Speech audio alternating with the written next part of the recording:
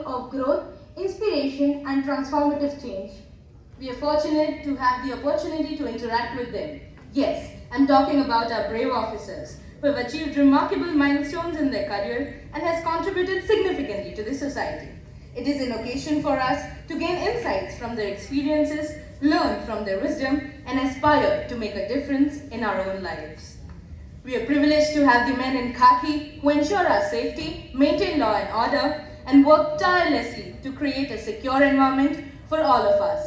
Their commitment, bravery, and selflessness deserve our utmost respect and gratitude. The total number of candidates who choose medical science as their optional has seen a rise over the years. The average number of candidates per year is about 300. This subject boosts the success rate that is close to 20% in civil service examination. This should therefore ignite the fire within us to opt for such a challenging exam. On that note, let's begin by welcoming our distinguished guests with open heart and sincere appreciation. To begin with, I would like to call upon the one who started his journey as a medical student and continued his profession as a pharmacology tutor in Shri M.P. Shah Medical College, Jamnagar, followed by GMERS Medical College, Gotri, Vadodara, and Srimati NHL Medical College, Ahmedabad. He joined the Gujarat Administrative Service in the year 2018. This smart and well-known personality had not opted for any coaching classes during his prelims and mains preparation. We are privileged to have an IPS officer among us, giving us some insights from his personal experience. Please put your hands together for Dr. Jitendra Agarwal, sir.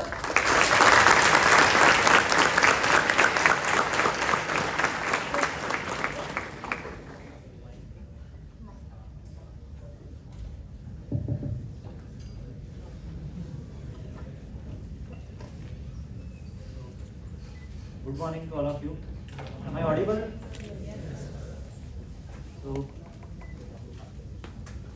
ખૂબ જ સારું લાગે જ્યારે તમે પોતાની medical કોલેજમાં પાછા આવો કે જ્યાં તમે ભણાવ્યું હોય અને આ જ બેન્ચીસ ઉપર I think 2015 I was here.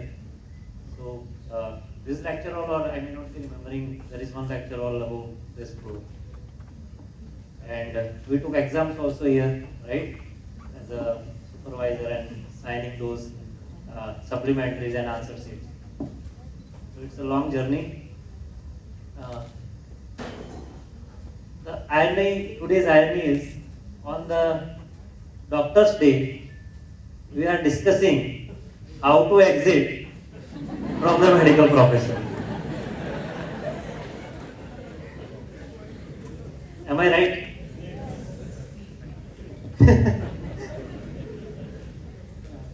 I don't know whether to appreciate this.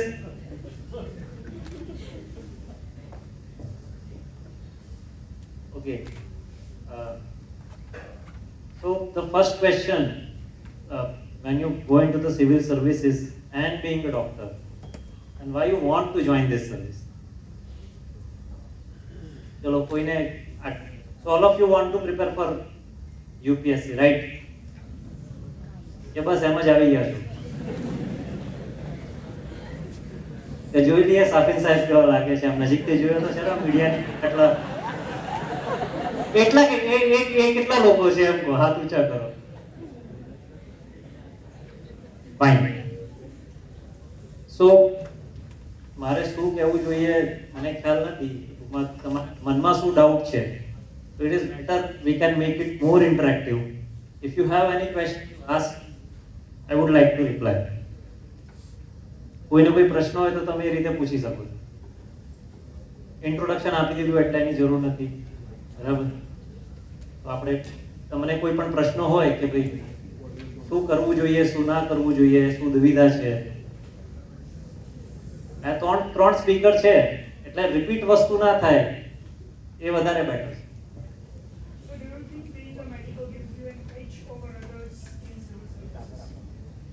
એવું નથી હોતું, ખરેખર એવું નથી હોતું. Reason because it is very highly competitive examination and UPSC is such an exam કે જ્યાં મેડિકલ સાયન્સનું નથી પૂછતા. It's just an optional subject, right? So તમારી એજ એવું નથી હોતું, ત્યાં દરેક સબ્જેક્ટનું તમે જો પ્રિલિમનું પેપર જોશો એની અંદર તો એમાં હિસ્ટ્રી છે, પોલિટી છે, ઇકોનોમી છે, જિયોગ્રાફી છે, થોડા ઘણા પ્રશ્નો સાયન્સ એન્ડ ટેકનોલોજીના છે, એમાંથી થોડું ઘણું મેડિકલ સાયન્સ. સી યુપીએસસી ની પ્રિપેરેશન ની અંદર જે સૌથી મોટો ક્રુશિયલ સ્ટેજ છે that is prelims. More than 10 lakh જેવા ફોર્મ ભરાય છે, એમાંથી 6 લાખ લોકો જેટલા એપિયર થાય છે પ્રિલિમ ની અંદર. એની અંદરથી 10,000 જેટલા લોકો સિલેક્ટ થાય છે મેન્સ ની અંદર. You can see the success ratio. 6 લાખની સામે 10,000 ને મેન્સ માટે ઇન્વાઇટ કરશે લખવા માટે. સો સૌથી ઇમ્પોર્ટન્ટ પોઈન્ટ છે કે પહેલા તમારે પ્રિલિમ પાસ કરવી પડે, અને પ્રિલિમ પાસ કરવા માટે મેડિકલ સાયન્સનો એડવાન્ટેજ જેવું કંઈ છે નહીં. કોઈ પણ ફિલ્ડનો કોઈ એડવાન્ટેજ નથી એકચ્યુઅલી. ઇટ ઇઝ યુપીએસસી જે એક્ઝામની જે પેટર્ન છે એની અંદર દરેક સ્ટુડન્ટ માટે ઇક્વલ ચાન્સ છે as far as UPSC prelim is concern. એમાં બે ટાઈપના પેપર છે, GS1 જો લોકોને ના ખબર હોય તો. GS1 જનરલ સ્ટડીઝ 1 અને બીજું પેપર હોય છે CSAT, GS2 જેને અમે કહીએ છીએ paper 2. Over the period of time સૌથી પહેલા એવી પેટર્ન હતી કે બંને પેપરના માર્ક્સ કાઉન્ટ થઈને પ્રિલિમ્સના કાઉન્ટ થઈને મેન્સની અંદર એન્ટ્રી મળતી હતી. એના પછી એવી પેટર્ન આવી કે જે CSAT નું પેપર છે જેની અંદર મેથ્સ, લોજિકલ રીઝનિંગ કે જેની અંદર એજ રહેતી હતી એન્જિનિયરિંગ સ્ટુડન્ટ્સને. અને તમને ખ્યાલ હોય તો 2013-14 ની અંદર એક આંદોલન થયું અને એના પર ત્યારબાદ એ CSAT નું પેપર 2015 ની એક્ઝામથી કાઢી નાખ્યું. તો અત્યારે GS1 ની અંદર તમે જેટલો સ્કોર કરો એટલો મેરિટમાં ગણાય. એના આધારે તમે મેન્સ લખશો કે નહીં નક્કી થાય. અને CSAT ના પેપરની અંદર મિનિમમ 33% માર્ક્સ લાવવાનો હોય છે. એ ક્વોલિફાઈંગ પેપર છે, એ તમે પાસ કરો તો જ તમારા GS1 ના પેપરના માર્ક્સ કાઉન્ટ થાય. That is the system. તો over the period of time અત્યારે જે CSAT નું પેપર છે થોડું ઘણું ટફ નીકળવા લાગ્યું છે. એ લોકોના 200 માંથી 66 માર્ક્સ પણ નથી આવતા, બરાબર. એટલે GS1 ની અંદર ઘણો સારો સ્કોર કર્યો હોય, ટોપ 100 માં આવી જાય એટલો સ્કોર હોય, પણ GS2 ની અંદર 66 માર્ક્સ પણ ના થતા હોય તો પ્રિલિમ ક્વોલિફાયર ના થાવ. અન્ડરસ્ટેન્ડ? એટલે સૌથી વધારે જે લોકો ઇમ્પોર્ટન્ટ યુપીએસસી ની પ્રિપેરેશનમાં છે એ એલિમિનેશન રાઉન્ડ જેને કહેવાય એ પ્રિલિમ્સ થી શરૂ થાય, જેમાં 6 લાખમાંથી 10,000 સિલેક્ટ કરે અને 5,90,000 લોકોને બહાર કાઢી નાખે. Is that clear? અને ત્યાં કોઈ પણ મેડિકલ તમે મેડિકલ બેકગ્રાઉન્ડ થી છો એનો કોઈ એડવાન્ટેજ નથી. આ પ્રશ્ન ઇમ્પોર્ટન્ટ એટલે છે કારણ કે જ્યારે હું મેડિકલ સ્ટુડન્ટ હતો ત્યારે પહેલી વસ્તુ તો મેડિકલ સ્ટુડન્ટને એક because we were the topper in 12th, બરાબર. અમારા વખતે 2005 then math science was બંને સાથે હતું, પછી બાયોલોજી અલગ થયું. તો આપણા મગજની અંદર એક રાય ભરાયેલી હોય કે બરાબર આપણે તો ટોપર છીએ તો બીજી બધી એક્ઝામ શું છે એ પણ કાઢી લઈશું. બરાબર, ક્લિયર? એક તો હોય, મારી અંદર પણ હતી, તમારી અંદર પણ હશે. તો ભાઈ અમે આવી રીતે એડમિશન લઈ લીધું એટલે આમાં પણ આપણે વાંચીને કરી દઈશું. પણ એ લેવલ પર તમારી જે લેવલ પ્લેઇંગ ફિલ્ડ છે એ ઇક્વલ હોય છે, એટલે ત્યાં તમને એટલો બધો એડવાન્ટેજ નહીં મળે એ વસ્તુનો. હા, તમને કદાચ એ વસ્તુનો એડવાન્ટેજ મળી શકે કે તમારે જે ત્રેવડ છે સતત 10-12 કલાક એક દિવસમાં વાંચવાની, જે તમને અત્યારથી આદત છે, ધેટ કેન હેલ્પ યુ કે તમે કન્સિસ્ટન્ટલી એ વસ્તુને વાંચી શકો કોઈ પણ વસ્તુને. બટ ડિસએડવાન્ટેજ એ છે કે બીઇંગ અ મેડિકલ સાયન્સ આપણો શરૂઆતથી ફોકસ હતો સાયન્સ કરવું છે, સાયન્સ કરવું છે, સાયન્સ કરવું છે, એટલે તમે મેથ્સ અને સાયન્સમાં ધ્યાન આપ્યું. પણ અત્યારે જો તમને કોઈ મહાત્મા ગાંધી વિશે, સરદાર વલ્લભભાઈ પટેલ વિશે કે ભારતના ઇતિહાસ વિશે, ભારત આઝાદ કેવી રીતે થયું એના વિશે પૂછશે તો નહીં ખબર હોય. તો વી હેવ ટુ સ્ટાર્ટ. 6ઠ્ઠા ધોરણની ચોપડી લઈને બેસવું પડે, એ ફરીથી વાંચવું પડે. કદાચ કોઈને અહીંયા પૂછે કે આપણા ભારત દેશની અંદર કેટલા રાજ્ય છે, નોર્થ ઇસ્ટના 8 સ્ટેટના નામ બતાવો, તો પણ એ આપણને નહીં ખબર હોય. ખબર છે કેટલાને ખબર છે નોર્થ ઇસ્ટના બધા સ્ટેટના નામ? That means we have to start from the beginning.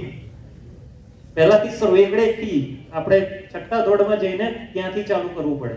History વાંચવી પડશે, જીઓગ્રાફી વાંચવી પડશે, મોન્સૂન કઈ રીતે સેટ થાય છે યુપીએસસી એ પૂછશે, બરાબર. મોન્સૂન ઉપર ક્વેશ્ચન આવશે તો એ આપણને નહીં ખબર હોય. કરંટ અફેર્સ એના પર ક્વેશ્ચન આવશે, કદાચ આપણને નહીં ખબર હોય. ઠીક છે? એટલે મેડિકલ સાયન્સ માટે એક એડવાન્ટેજ એ છે કે તમારી સતત વાંચવાની જે આપણી જે આદત હોય છે, જે આપણું પ્રોફેશન આપણી જોડે ડિમાન્ડ કરે છે, એ તમને હેલ્પ કરશે વાંચવા માટે, બરાબર. ડિસએડવાન્ટેજ એ છે કે જ્યારે આપણે મેડિકલ પ્રોફેશનમાં હોઈએ છીએ ત્યારે આપણે જનરલ સ્ટડીઝથી આપણો કોઈ દૂર દૂરનો નાતો હોતો નથી. એગ્રી? હિસ્ટ્રી, ઇકોનોમી, કદાચ કોઈ તમને ઇકોનોમી વિશે જ્યારે પહેલા મેં ઇકોનોમી વાંચવાનું ચાલુ કર્યું ત્યારે રિપો રેટ, બેઝ રેટ, આ બેંક શું છે કંઈ ખબર નહીં. And you have to go into detail કે આ શું છે. ક્લિયર?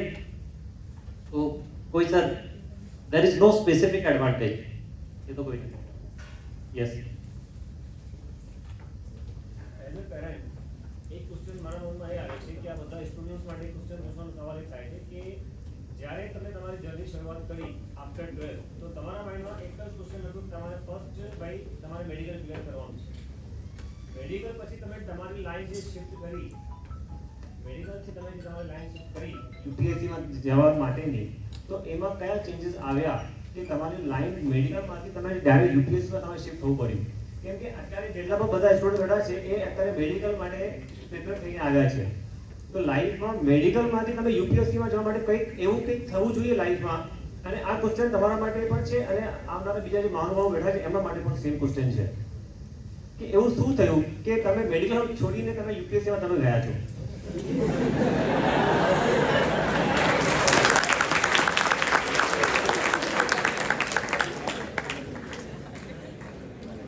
આ પ્રશ્ન અત્યારે પણ મારા મનમાં છે જ. Why I choose this over that? Because જો ફિલોસોફર બનવાનો શોખ નથી પણ પ્રશ્ન જ ફિલોસોફિકલ છે એટલે તમને કહી દઉં. લાઈફની અંદર ઘણા બધા પરિબળ એવા કામ કરતા હોય કે જે તમારું at that point of time decision making બનાવે. બરાબર? અહીંયા ઘણા બધા બેઠા છે જો ધોરણ 12 પછી કોઈ એક ગ્રેજ્યુએશન તો કમ્પલસરી છે, ઠીક છે.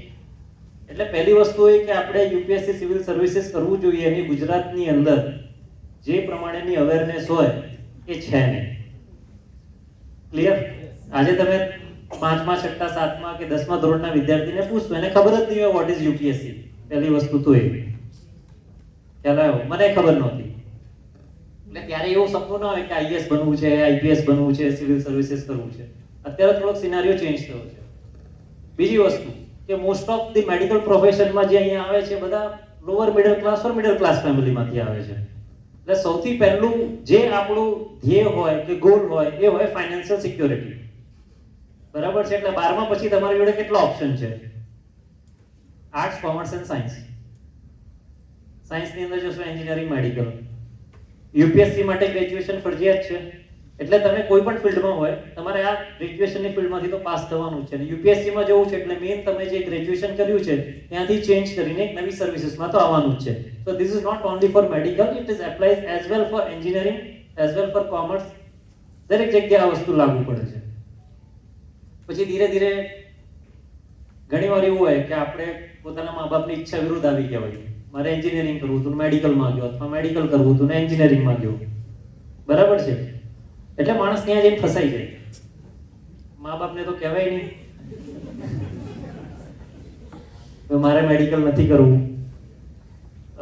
મારી જોડે મારો આવ્યો જે તે સમય મેં કીધું પપ્પા એન્જિનિયરિંગ કરવું છે કે શાંતિ થઈ જાય, મેડિકલ કરવું છે. ઠીક છે? દરેક જોડે આ વસ્તુ હોય છે. અને આપણા ભારતીય જે સમાજ વ્યવસ્થા છે એની અંદર 12માના પછી શું કરવું કે શું ના કરવું એનું ડિસિઝન પેરેન્ટ્સ જ લેતા હોય છે. પહેલી વસ્તુ. બીજી વસ્તુ, જ્યારે આપણે મોટા થઈએ મેડિકલમાં આવ્યા ધેન આપણા ગમા અણગમા હોય. અને બીજી વસ્તુ હોય કે આમાંથી ઘણા વિદ્યાર્થીઓ એવા હશે જેને ખ્યાલ હશે કે મારે કરવું છે. ઘણા વિદ્યાર્થી એવા છે કે જે અત્યારે સોશિયલ મીડિયા ઉપર કે ન્યૂઝમાં કે જેમાં તમે વાંચો છો એનાથી પ્રભાવિત થઈને નક્કી કરે કે મારે આ કરવું છે. ક્લિયર? તો એ ડિસિઝન એવી રીતે બદલાય. એક ઇન્ડિવિજ્યુઅલ સ્પેસિફિક હોઈ શકે. મારું કોઈ એવું સ્પેસિફિક કારણ નહોતું. એમબીબીએસ કર્યું, એમડી કર્યું, ફાર્મેકમાં ગયા, ટીચિંગ કરતા હતા, થોટ કે ઘણો બધો ટાઈમ છે, બીજું પણ વાંચી શકીએ, ટીચિંગ બ્રાન્ચમાં છીએ, એવું કંઈ હેક્ટિક છે નહીં. તે પ્રમાણે વાંચવાનું શરૂ કર્યું. ધીરે ધીરે એમાં ઇન્ટરેસ્ટ પડ્યો, મજા આવી. અને બીજું એક કારણ હતું કે અમે જ્યારે એમબીબીએસમાં હતા then my colleague doctor Patrasinh Gohil is 2014 batch IPS officer, he was reading at that time. તો થોડો ઘણો અમને ખ્યાલ હતો કે આવું છે. then he cleared UPSC. ત્યારે મને કહેતા આ બધું શું કરે છે યાર, પીજી કર, ડોક્ટર બન, આ બધું થોડું કરે. then પછી અમે રિયલાઇઝ કર્યું કે ના, this is also a good field, we can explore it. ઠીક છે? એવી રીતે 2018માં જીપીએસસી ની એક્ઝામ આવી, એમ જ ફોર્મ ભરી દીધું. યુપીએસસી ની પ્રિપરેશન કરતા તેમાં પાસ થઈ ગયા, જીએસ માં ગયા, ધેન થોટ યાર ચલો થોડું વધારે આગળ જઈએ, એવી કરતા કરતા આપણે આગળ આવ્યા. ઇન્ડિવિજ્યુઅલ નથી, બહુ સ્પેસિફિક નથી. બીજી વસ્તુ છે એસ્પિરેશન, કે આપણે આ સ્ટેજ પર છીએ, આનાથી હવે થોડાક ઉપર સ્ટેજ પર જવું છે. ઠીક છે, એ હતી. ત્રીજી વસ્તુ છે જે હું તમને બધાને કહેવા માંગુ છું કે ઘણી બધી ડિસિઝન બ્લાઇન્ડ ડિસિઝન હોય છે. એટલે મારું આ એક બ્લાઇન્ડ ડિસિઝન હતું કે આપણને ખબર ન હોય આગળ શું છે, પણ આપણે એક ડિસિઝન લીધું ને આપણે પહોંચી ગયા. બટ સર્વિસ ઘણી સારી છે એટલે કોઈ વાંધો નથી, નહીં તો આમાંથી પણ એક્ઝિટ કરવાનો વિચાર. એટલે મેઇન વસ્તુ એ છે કે તમે ક્યાંથી કેટલી જગ્યાએથી એક્ઝિટ કરવાનું વિચારો છો. બરાબર છે. સર્વિસમાં ડેફિનેટલી હવે આઈએસ હોય, આઈપીએસ હોય, કોઈ પણ સિવિલ સર્વિસીસ હોય, you have lot of opportunity. જો તમે ના આવવા માંગતો હોય, steel you are in one of the best service in our country. બરાબર છે. લોટ ઓફ ડોક્ટર્સ, એટલે ડોક્ટર, જો હવે ડોક્ટર તરીકે કહું, ડોક્ટર અને પોલીસ બંને સેમ જ છે. પબ્લિક ઇન્ટરેક્શન છે, એક્સપેક્ટેશન બહુ છે, ને તમે કોઈ દિવસ એ ફૂલફિલ નહીં કરી શકો. બરાબર છે, નહીં કરી શકો. આજે અમારી પોલીસ 24 કલાક કામ કરતી હોય, પણ કોઈએ હેલ્મેટ નહીં પહેર્યું અને એને કીધું હશે પહેલા તે હેલ્મેટ નથી પહેર્યું, હું એટલો દેખાઉં છું, પેલા 4 જણા નથી જતા, એ ભાઈ એ તો નથી પહેર્યું. ઠીક છે. Same thing happens with doctor. તમે ગમે તેટલા પેશન્ટ માટે મહેનત કરો, બચાવો, આમ કરો, છેલ્લે બિલ મૂકે એટલે સાહેબ કેટલું બધું બિલ છે. ફાઇન, બીકોઝ તમારી જે કોસ્ટ ઇફેક્ટિવનેસ છે, જે સોસાયટી તમને જુએ છે, જે પોલીસને જુએ છે કે ડોક્ટરને જુએ છે, એનો જોવાનો નજરિયો અલગ છે. ભાઈ આ લોકોએ 24/7 મહેનત કરવાની, રિટર્નમાં કંઈ માંગવાનું નહીં, સેવા કરવાનું કામ છે. This is service, that is why. તો જે અનુભવ તમે એઝ અ મેડિકલ કરો છો, એ જ અનુભવ અમે પોલીસ તરીકે કરીએ છીએ, કે એ જ અનુભવ તમે એડમિનિસ્ટ્રેટર તરીકે કરશો. ઠીક છે. એટલે આની અંદર પણ આગળ ડેફિનેટલી મેડિકલ પ્રોફેશનની અંદર રહો તો પણ વધી શકાય છે, એવું કોઈ છે નહીં. એટલે આ પ્રોફેશન ચૂઝ કરવું ના કરવું, દેટ ઇઝ વેરી ઇન્ડિવિજ્યુઅલ. કોઈ પણ એવું વિચારવાની જરૂર નથી હું મેડિકલમાં છું તો આમાંથી કેમ આવું છું. That is applies for the same. Engineering વાળો હશે એ પણ પોતાનું એન્જિનિયરિંગ ફિલ્ડ છોડીને આમાં જ આવે છે ને કોર. કોમર્સ વાળો હશે એ પણ આની અંદર આવશે. You can make it. I hope I satisfy your answer. Otherwise this is one of the most difficult question and you can never answer it. Simple. Interview ની અંદર તમને આ પૂછે કે કેમ ડોક્ટરમાંથી સાહેબ મારે સેવા કરવી છે, તો અમારે સેવા કરાય એમ નથી.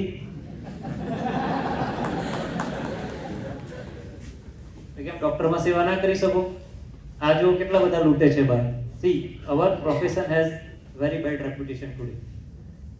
મને પણ એક્સપિરિયન્સ છે, તમને પણ એક્સપિરિયન્સ થશે. આપણે ડિફેન્સિવ બની જઈએ અલગ વસ્તુ છે, કે આપણે ગમે તે ભોગે આપણા પ્રોફેશનને ડિફેન્સ કરીએ કે ભાઈ ના ના ના ના, આ તો આટલો ખર્ચો, આ ખર્ચો, આ ખર્ચો, પણ બધાને ખબર છે શું છે. ઠીક છે, તો ત્યાં સ્કોપ છે જ આગળ. તમારે એનો being a doctor. બીજો કોઈ ક્વેશ્ચન? યસ.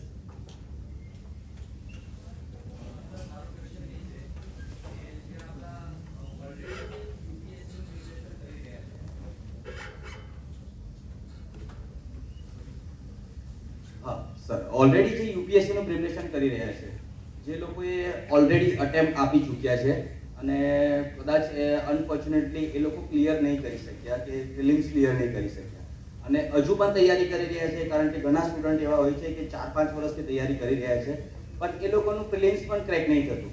ઠીક છે સર, કારણ કે યુપીએસસીમાં ખાલી 6 અટેમ્પ્ટ છે. તો એવા સ્ટુડન્ટ માટે તમે શું એવું મોટિવેશન માટે શું કરે, ઇન્સ્પિરેશન માટે શું કરે કે જે લોકો ઓલરેડી 2-3 અટેમ્પ્ટ આપી ચૂક્યા છે પણ એ લોકો હજુ એ ક્લિયર નથી કરી શકતા, કારણ કે યુપીએસ આફ્ટર 6 અટેમ્પ્ટ પછી એ લોકોનું ફ્યુચર શું સર? તો મેં એક ક્વેશ્ચન છે કે એ લોકો માટે તમે શું કહેવા માંગો છો, એ લોકોને શું મોટિવેટ કરવા માંગો છો જે ઓલરેડી તૈયારી કરી રહ્યા છે અને જો 6 અટેમ્પ્ટ પતી જાય તો આફ્ટર ફ્યુચર શું સર? એમના માટે ઓપ્શન શું પછી? કેટલા લોકો અહીંયા એવી રીતે છે જેમણે અટેમ્પ્ટ આપ્યા છે ને હજુ નથી થયું છે? અહીંયા એવા કોઈ કેટલા એટેમ્પ્ટ? 2. અચ્છા, પ્રિલિમ કેટલા ક્રોસ કરી અત્યાર સુધી? મેન્સ ઇન્ટરવ્યુ કેટલા ઇન્ટરવ્યુ આપ્યા છે? ફાઇન. Very good question. અને આ ક્વેશ્ચન પૂરો એડ્રેસ એટલે કરવા માંગીશ, જો મોટિવેશનનો પાર્ટ છે તો એ સર લઈ લેશે મોટિવેટ કઈ રીતે કરવું.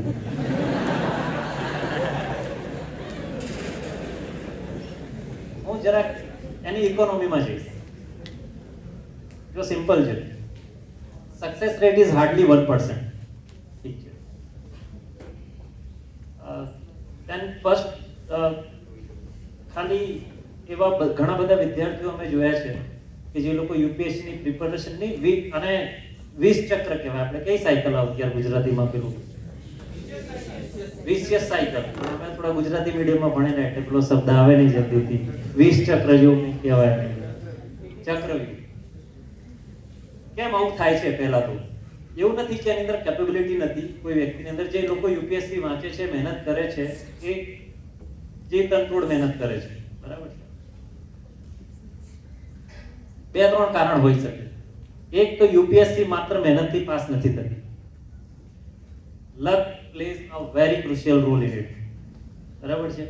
3 વાર ઇન્ટરવ્યુ આપ્યા, પહેલી વાર હું લિસ્ટની અંદરથી 30-35 માર્ક દૂર હતો, બીજી વાર 1 માર્ક માટે રહી ગયો, ત્રીજી વાર મારું થઈ ગયું. માણસ તો એક જ હતો. પહેલી વાર મારા ઇન્ટરવ્યુમાં 133 હતા, બીજી વાર 143 હતા, ત્રીજી વાર 151 હતા, બરાબર છે. એટલે પર્સનાલિટી જે ઇન્ટરવ્યુ જે થાય છે એની અંદર અને એને મેઇન ફરક કર્યો, બરાબર છે. એ 2 વર્ષમાં માણસની પર્સનાલિટી તો ના ચેન્જ થઈ જાય. એવાય માણસો છે કે જેના 1 વર્ષ 130 માર્ક આવ્યા અને ઇન્ટરવ્યુમાં બીજી વખત 200 માર્ક આવ્યા છે, અથવા તો 1 વર્ષ પહેલે વર્ષ ગયો 200 માર્ક અને બીજી વાર 130 માર્ક આવ્યા છે. ઠીક છે.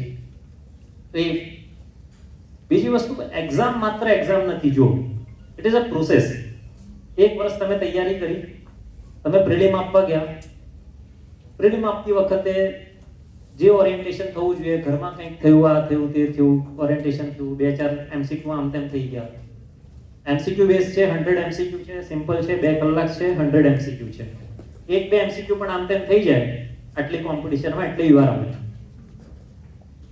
ધેન યુ ચૂઝ મેન્સની તમે પરીક્ષા આપી, એની અંદર તમે ક્લિયર કરી લીધી, ઇન્ટરવ્યુ આપ્યું, એ ક્લિયર કરી લીધું, પણ તમારું ફાઇનલ લિસ્ટમાં સિલેક્શન ના થયું. ધેન ફરી પાછી પ્રિલિમ આપવાનું. એક્ઝામની સાયકલ જ એવી છે કે તમે એકવાર કદાચ કેપેબિલિટી બતાવી દીધી પોતાની, એને છતાંય હવે બીજો પ્રશ્ન છે તમારો કે જે લોકોની પ્રિલિમ્સ જ નથી થતી. પહેલી વસ્તુ કે યુપીએસસી કેરિયર તરીકે જો તમે જોતા હોય તો એક કોઈ પણ સામાજિક ઇકોનોમિક વ્યવસ્થાથી ચાલે. એટલે તમે શાના માટે અહીંયા આવવા માંગો છો યુપીએસસી ની અંદર? મેઇન 2-3 કારણો છે. એક તો તમને ફાઇનાન્શિયલ સિક્યુરિટી મળે છે. બીજી વસ્તુ, આ એક્ઝામ જે બીજા બધા કરતા અલગ વસ્તુ આપે છે એ તમારું એક સ્ટેચર છે, જે સોશિયલ સ્ટેચર. જો તમે કોઈ ગરીબ વ્યક્તિ હોય અહીંયા હોય તો એને અહીંયા મૂકી દે. જે બીજા બધા પ્રોફેશનની અંદર તમને રિકોગ્નિશન ધીરે ધીરે મળતું હોય છે, અહીંયા તમને તરત મળી જાય. એટલે આ એક્ઝામની અંદર આવવા માંગે છે. બીજી ઘણી વસ્તુ છે જે આપણે અહીંયા ડિસ્કસ ના કરે, એવરીબડી નોઝ, રાઈટ? તો જ્યારે તમે આ પ્રિપરેશન કરતા હો તો એક સેટ રાખવાનું કે લાઈફ શાનાથી ચાલે છે, ખાલી એક્ઝામ આપવાથી ચાલતી નથી. You must have your financial security. પહેલી વસ્તુ એ. ને ફાઇનાન્શિયલ સિક્યોરિટી ક્યારે આવશે? પહેલો ગોલ શું હોવો જોઈએ? You have two secure yourself financially. કે કદાચ હું આ એક્ઝામમાં ફેલ થઈ જાઉં કે સિલેક્ટ ના થઉં તો I must have a backup plan. Clear? You are fortunate in this thing that being an MBBS, you are already have a backup plan. Understood? नहीं कोई नहीं, क्लिनिक खोल लेंगे, आपके 50-60 हजार कहीं नहीं गए. ठीक है? तो you have that backup plan. Being a medical doctor, being from the MBBS, તો તમારી જોડે એક બહુ સ્ટ્રોંગ બેકઅપ છે જે કદાચ બીજા બધા લોકો જોડે અવેલેબલ નથી. માનો કે એન્જિનિયર છે, 6 વર્ષ આમાં મહેનત કરી, ફેલ થયો, પછી એ શું કરશે? જોબ માટે જશે તો તકલીફ પડશે. એક્સિલેન્ટ હશે, પણ તમારી માટે હંમેશા બેકઅપ ઓપ્શન છે કે તમારે કોઈની જરૂર નથી. You are already professionally qualified કે તમે જતું રહેશે. બીજી વસ્તુ, જો તમે 3-4 વર્ષ પ્રિલિમમાં ક્લિયર નથી થતા, then you just put it away. બાકી તમે જે સક્સેસ સ્ટોરીઝ સાંભળો છો યુપીએસસી ની, always remember what you are C. તમે જે જોવો છો એ માત્ર સક્સેસ જ છે, ફેલિયર ને તમે જોતા જ નથી. ઓલવેઝ રિમેમ્બર, તમે ખાલી આટલું જુઓ છો કે આને 6 એટેમ્પમાં આપીને આ લાસ્ટ એટેમ્પમાં પાસ થઈ ગયું, પણ એની સામે બીજા 100 જણા એવા છે જે 6 એટેમ્પ્ટ આપીને 6 માં પાસ નથી થયા. એ આંકડો તમારી જોડે નથી. ક્લિયર? એટલે બીજી વસ્તુ હું સ્ટ્રોંગલી બિલીવ કરું છું, જો યુપીએસસી ની અંદર સિવિલ સર્વિસની અંદર આવવું હોય તો તમારી એજ ઓછી હોય તો જો તમે સિવિલ સર્વિસીસમાં આવો તો તમને વધારે ફાયદો છે. જેમ કે મારી 32 એજે મેં એન્ટર કર્યું સિવિલ સર્વિસીસની અંદર. I have only 27 years of service and પછી હું રિટાયર થઈ જઈશ. બરાબર? અત્યારે મારી કરતા ઓછી ઉંમરના મારા સિનિયર છે. અન્ડરસ્ટુડ?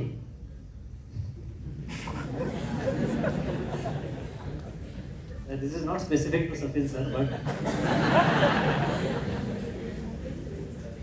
કારણ કે સિવિલ સર્વિસીસ તમને જોડેથી લોંગ ડ્યુરેશન ડિમાન્ડ કરે છે. તમારી જોડે 35 યર્સનો 34 યર્સનો જો ટેન્યર હોય then you come, તો બરાબર છે. હવે તમે 32 35 36 યર્સે સર્વિસમાં એન્ટર કરો, બરાબર છે, that is not advisable. જો મારું આ પર્સનલ બિલીફ છે, આફ્ટર આના આયા પછી મેરેજ થઈ ગયા પછી કિડ થઈ ગયા પછી હું સિવિલ સર્વિસીસ વાંચું છું, ફેમિલી એક બાજુ પડી છે, તો they have to suffer, they are still suffering. See, during COVID time I was in academy and my family was here, my wife was raising my kid, so this is very tough time. I could have avoided it. એવું નથી કહેતો કે મેં ખોટું decision લીધું, પણ તમે જો યંગસ્ટર્સ છો, જો તમે 25 26 27 વર્ષ સુધી હેન્ડલ કરી શકો છો, it is fine. After that no need to, my personal belief, બીજા બધાની હોઈ શકે અલગ અલગ બિલીફ, બટ ધેટ ઇઝ કે તમારે 22 23 24 વર્ષ 25 વર્ષ એટેમ્પ્ટ આપો, ધેન લેટ ઇટ ગો. અને યુપીએસસી ક્લિયર કરી દેવાથી તમે કંઈ ભગવાન બની જતા નથી. It is just an another exam.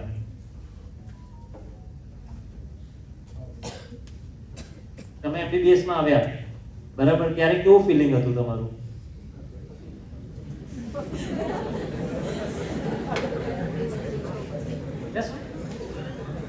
ભાઈ હું એમબીબીએસ માં, રાજા એમબીબીએસ, કોઈ નામ પૂછે તો એ કહેવાનું ટ્રેનમાં હું એમબીબીએસ.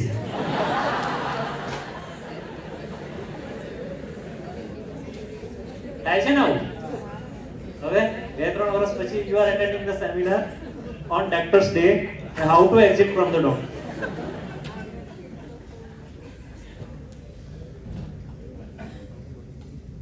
તો ભાઈ મારું તો સજેશન એટલું જ છે કે જે લોકો રિપીટેડલી જો પ્રિલિમમાં ફેલ થતા હોય, it is very blunt, very harsh, but if you are not getting 3 or 4 attempts and leave it, it's done.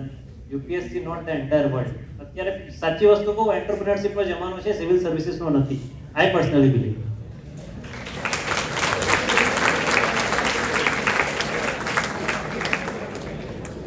People are making change in the world. Now Bhavnagar ની અંદર એક પેલા કોચિંગ ક્લાસ પેલા sir છે, એમના છોકરાએ પેલું ભારત પે, બરાબર છે, અમારા ઓલ એમ્સ ના હતા પેલા જેનરલ એકેડમી, શું નામ છે, રોમન સૈની.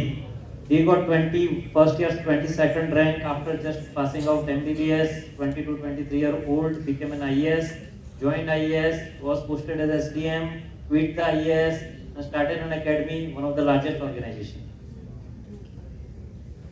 Clear? તો તમને ડિમોટિવેટ નથી કરવા આવ્યો કે ના કરવું જોઈએ, હું તમને કહું છું you have various options. Clear? And why specifically to you? Because being a doctor you have various options. Clear? આ લોકો માટે છે કે જે લોકોની યુપીએસસી પ્રિલિમ્સ 3-4 એટેમ્પ્ટે ક્લિયર ના થતી હોય, specifically in general category, and my personal, not general, my personal belief, just quit it. You have lot of to achieve in your life, not being an IAS or IPS. કેટલા IAS IPS officer છે આખા દેશમાં? Do you know everyone? Do you know who is the chief secretary of Gujarat? The senior most IAS officer in Gujarat? Or do you know who is the cabinet secretary of Gujarat, India?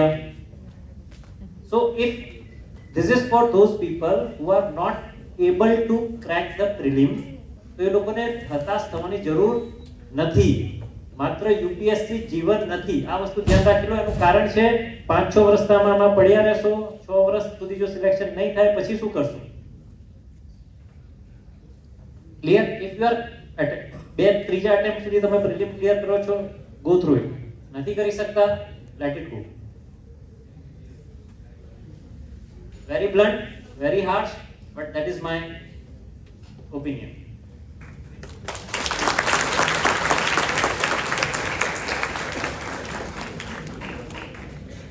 બીજો કોઈ question? Yes.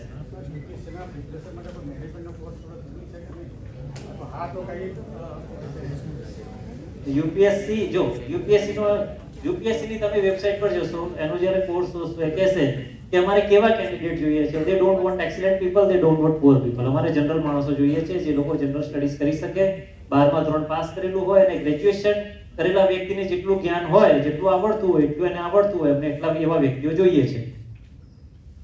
Management એનો subject છે. It's very general questions they are asking. એમાં કોઈ course કરવાની જરૂર નથી. Itself it's a huge course કે ક્યારે તમે પૂરો જ નહીં કરી શકો. લાઈક એન એમબીબીએસ ચોપડા વાંચતા રહો, પૂરો ના થાય, એ કોઈ જરૂર નથી. Morning, sir. Sir, my question is કે at the age of 21, around બધા age હશે, તો તમે અમને શું સલાહ આપશો કે જ્યારે MBBS ના છેલ્લા 2 વર્ષ બાકી છે, અત્યારથી રિયલાઇઝેશન થઈ ગયું કે આમાં જ જવું છે, તો તમે આ પ્રોસેસમાંથી પસાર થયા છો, તો તમે મને એજ ઓફ 21 તમે શું સલાહ આપશો કે કઈ રીતના આગળ વધવું? ઇનિશિએશન ચાલુ કરવું પડશે, તો કઈ રીતના ચાલુ કરવું અને એને કઈ રીતના ગ્રેજ્યુઅલી પ્રોસેસને અપ લઈ જવું? જો third MBBS, especially third first and third final. Third final is very tough and third first is also. I think second year is also very tough. And every year is very tough.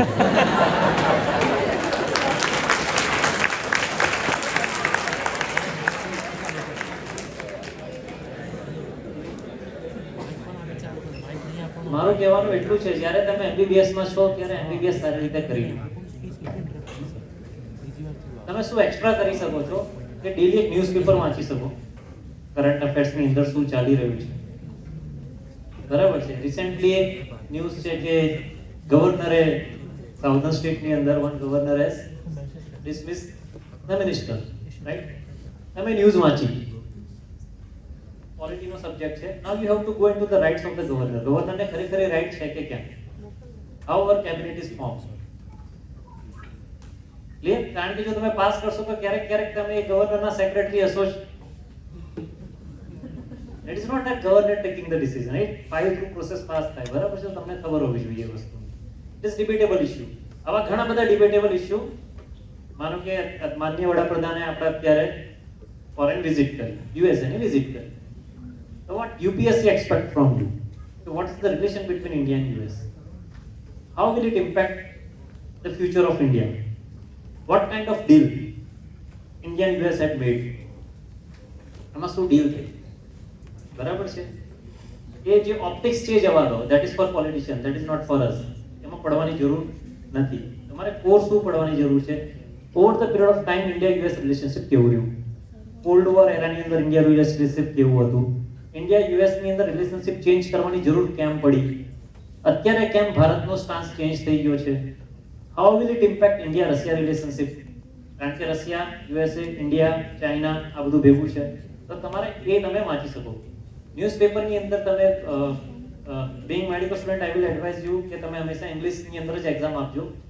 Not કે હું ગુજરાતીને promote નથી કરતો, એવું નથી, કારણ કે ઇંગ્લિશની અંદર material સારી રીતે અવેલેબલ છે અને being તમે આની અંદર છો તો તમારે એ તકલીફ નહીં પડે. બરાબર છે? તો એ તમે કરી શકો છો. અને એની અંદર ઓપિનિયન આર્ટિકલ્સ હશે. તમે ધ હિન્દુ લઈ શકો, ઇન્ડિયન એક્સપ્રેસ લઈ શકો, એ બંને, અથવા લાઈવ મિન્ટ કરીને ઓનલાઈન છે. ત્યાં ઓપિનિયન ઘણા આવતા કોઈ પણ ટોપિકને રિલેટેડ. હવે એ ઓપિનિયનની અંદર બે ટાઈપના તમને ઓપિનિયન જોવા મળશે. એક્સ્ટ્રીમ લેફ્ટ ઓપિનિયન પણ જોવા મળશે, એક્સ્ટ્રીમ રાઈટ ઓપિનિયન પણ જોવા મળશે. You left right you understand, એ તમે પ્રિપરેશન કરશો એટલે સમજી જશો. તો એની અંદરથી આપણને ફેક્ટ્સ શું છે અને બેલેન્સિંગ આન્સર કેવી રીતે થઈ શકે, જો તમે પ્રિપેર કરશો તો તમારો એક બેઝ અત્યારથી શરૂ થઈ જશે. બટ આઈ વિલ એડવાઇઝ કે જ્યાં સુધી તમે એમબીબીએસ માં છો ત્યાં સુધી એમબીબીએસ સારી રીતે વાંચો, because that is definite. MBBS ની ડિગ્રી તમારી જોડે પાક્કી છે, યુપીએસસી નું રિઝલ્ટ તમારા હાથમાં નથી. that I know કે તમે અહીંથી 5 વર્ષ પછી પાસ કરશો એટલે તમારી જોડે એક MBBS ની ડિગ્રી હશે, એના પર તમે કંઈક કરી શકશો. UPSC એ હજુ તમને ડિગ્રી આપી નથી. તો જે છે લો હેંગિંગ ફ્રૂટ એને પ્રોપરલી લઈ લો. ગુજરાતની અંદર એક સારી સિસ્ટમ છે કે તમે 17 વર્ષે MBBS માં એન્ટર થઈ જશો, 22 years 23 years ઇન્ટર્નશિપ કરશી તો તમે પ્રિપેર કરો, કોઈ વાંધો નથી. અને હાર્ડલી 1 year, 1 વર્ષ જો તમે સારી રીતે વાંચશો તો તમે આખો UPSC નો કોર્સ કવર કરી શકો છો. ક્લિયર? અન્ડરસ્ટુડ? તો અત્યારે તમે વાંચો. એડોન ની અંદર જો તમારે NCERT ની ટેક્સ્ટ બુક આતે વાંચવી હોય તો વાંચી શકો છો. આઈ ડોન્ટ થિંક કે આપણી જોડે એટલો સમય હોય છે થર્ડ ફાઇનલ ની અંદર સિરિયસ કેન્ડિડેટ્સ જોડે. બાકી તો જે આજ નથી વાંચવાનો તો એ ક્યાંય વાંચશે. બરાબર છે. બીજું મેડિકલ સાયન્સ ઓપ્શનલ તરીકે તમે રાખી શકો, પ્રોવાઇડેડ આપણે જે આન્સર અહીંયા લખીએ છીએ મેડિકલ કોલેજની અંદર ને તમે જે પાસ થાઓ છો એનું થોડુંક વેરિએશન UPSC માં આવે છે, because more practical base answer. તમે એક કામ કરજો, આજે જઈને UPSC ની વેબસાઇટ પર જાઓ, પ્રીવિયસ યર ક્વેશ્ચન પેપર ઉઠાવો, એની અંદર મેડિકલ સાયન્સના પેપર ઉઠાવો ને એ વાંચો. મેડિકલ ઓપ્શનલ તો તમે અત્યારથી પ્રિપેર કરી શકો છો. કરી શકો કે નહીં? ઓપ્શનલ કમ્પલસરી છે. મારો મેડિકલ સાયન્સ હતો, બીઇંગ અ ટીચર મને ઘણો ફાયદો થયો. મેડિકલ ઓપ્શનલ ની અંદર 300 સ્કોર કરવો ઈઝી નથી, બટ આઈ સ્કોર 300.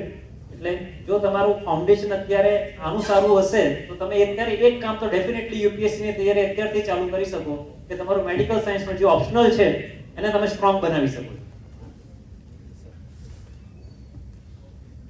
બીજા કોઈ ક્વેશ્ચન? હવે આપણે થેન્ક યુ વેરી મચ.